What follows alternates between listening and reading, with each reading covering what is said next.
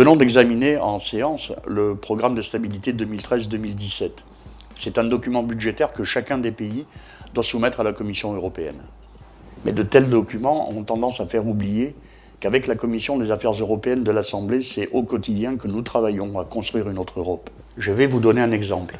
La réciprocité dans l'attribution des marchés publics entre l'Europe et les autres pays.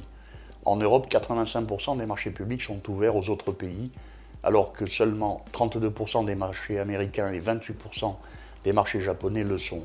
Chaque année, c'est une perte de 12 milliards d'euros pour l'Europe. La crise majeure que nous traversons impose pragmatisme et lucidité.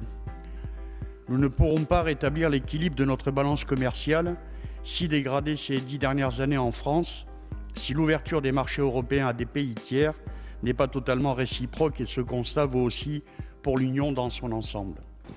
De tels sujets semblent être loin des préoccupations du citoyen, mais ce n'est pas le cas, car ces décisions économiques impactent fortement nos territoires. Dans mon département, les Pyrénées-Orientales, territoire frontalier, la question de l'attribution des marchés publics revêt une importance déterminante pour notre économie fondée essentiellement sur un tissu de TPE et de PME souvent artisanales. Dans notre pays, la commande publique représente 150 milliards d'euros par an. C'est un outil essentiel de développement pour les PME et les TPE innovantes de nos territoires. Je sais que nos idées ne font pas encore consensus en Europe, mais je sais aussi que nous construisons patiemment le juste échange. Et je rappelle souvent les propos du président de la République qui souhaitait une Europe ouverte, mais pas offerte. Et nous y travaillons au quotidien, avec détermination et avec constance.